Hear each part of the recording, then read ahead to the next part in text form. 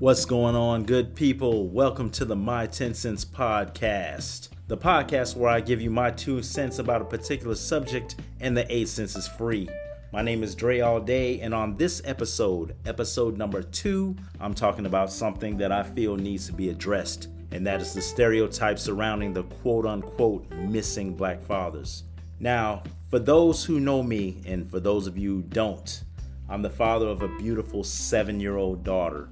From the day she was born, she's had my heart and has been the apple of my eye. And when I found out I was going to be a father for the first time at the tender age of 37, I knew my world was about to change.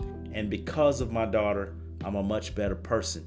And even though her mother and I have long since been divorced, I made the vow that I would never leave my daughter's side.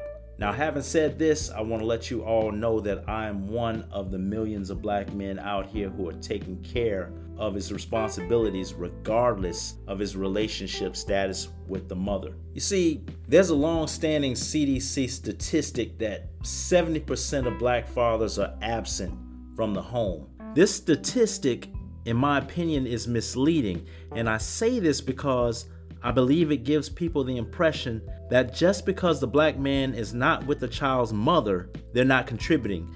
And of course, that couldn't be further from the truth. Now, granted, there are many of our brothers out here who are unable to properly care for their children due to being incarcerated, out in the streets, or simply refusing to care for the children they brought into this world because of their immaturity. However, there is a vast majority of us who are not only present, but extremely active in our kids' upbringing. And it's long been said that since the days of slavery, we've had to deal with these stereotypes that the black man was labeled as lazy, good for nothing, unintelligent, that we were animals and savages. And flash forward to today, we've been labeled as thugs because of the way a small population of black men choose to carry themselves. The way we dress, wear our hair, intimidating postures, unfortunately have added fuel to the fire that is discriminatory, racist, and bigoted. Oh, and did I mention the stereotype that all black men want to do is have kids and not take care of them?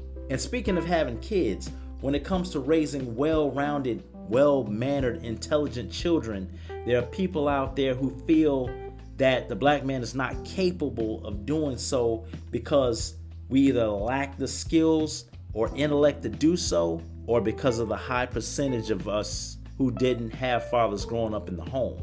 Like, we couldn't possibly know how to rear a productive citizen, right? And again, as one of those young men who was raised by a single mother and his grandmother, I say that that's pure nonsense. You see, while there are many of us who are indeed careless and irresponsible, again, there's a high percentage of us who are doing everything that we possibly can to ensure that our children are properly cared for, no matter the situation. We're out here every day and night making sure we provide for our children so that they can have a future. Though most may not have the funds on hand to do what needs to be done, these men are still out here pounding the pavement and burning the midnight oil to make sure that they make the impossible happen for the sake of their kids. In my own case, like I said, I didn't have a father in the house. My mom eventually got married, and I got a small foundation of what a man should do for his family. But on the other hand, I also found out about what a man shouldn't be doing. Fortunately, as I grew, I had other role models, such as the man that I called my grandfather. I also have uncles and even fathers of girlfriends who are dedicated to faith and family. And though they didn't know it, these men would show me what it meant to be a man of substance, a man of integrity.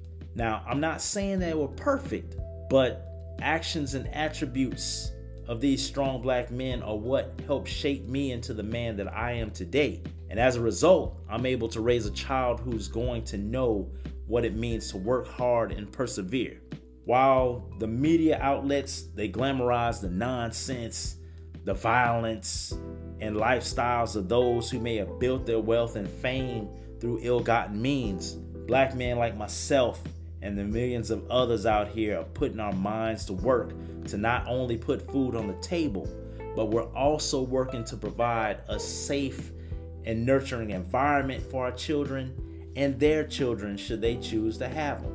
Slowly but surely, I believe the cycle of the single mother is being broken by brothers who have the integrity to accept their responsibilities and raise their children into adults who are less likely to suffer from identity problems, poverty, social anxiety, behavioral issues, and alcohol and drug abuse, among other issues associated with absentee fathers. And as I said, just because the parents don't live together, it doesn't mean the child is totally at risk of going astray.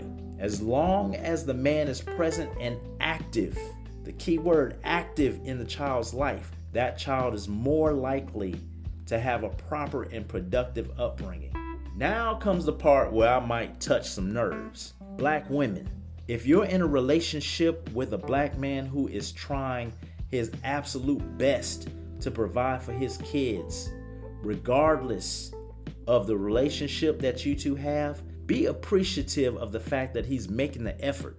In instances where the relationship is over, the best thing you can do is focus your attention to the upbringing of your kids, the co-parenting of your kids. Too many times women will attempt to keep their children away from the father because he's moved on, because of jealousy. Not only is this practice juvenile and non-productive, the true losers in this whole situation are going to be the children. They're robbed of the opportunity to receive the affection and attention from a father who wants nothing more than to spend time with his children. As a result, the children become bitter and resentful towards their fathers because they feel abandoned.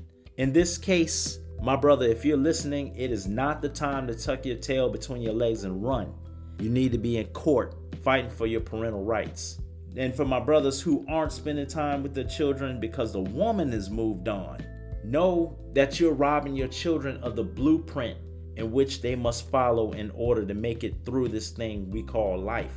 For your sons, you're the one who should be raising them and teaching them how to be productive, responsible, and respectful men. Their mannerisms and their outlook towards women come from you. How you treat your woman is how they may eventually treat theirs when the time comes. And on the same token, your daughters look to you as their first love. They will model the man they eventually meet based on how you carry yourself. If you're not around to show her how a man should act, how will she know who the right guy is? If you're abusive, she'll more than likely gravitate towards an abusive man, as she may feel that that's how love is supposed to be shown. These are but some of the reasons why it's so important for us as black men to be in our children's lives. And for those who are out here fighting the good fight from one black man to another, I salute you. It's not always easy because God knows we have obstacles to overcome. But to know we're sacrificing to ensure the preservation and prosperity of the next generation is well worth anything we could ever endure. Black fathers, we're present, we're active, and we matter. That's all the time I have for this episode. If you like what you just heard, be sure to subscribe to this podcast. It costs you absolutely nothing to do so. And tell a friend. I greatly appreciate that. Also, check me out on social media. You can hit me up on Instagram and Twitter at Dre_allday24. And I'm Dre All Day on Facebook as well as YouTube. Thank you so much for listening to the My 10 Cents podcast. Remember, if what you're doing isn't making dollars, hopefully it makes sense. My name is Dre All Day, and I'm out.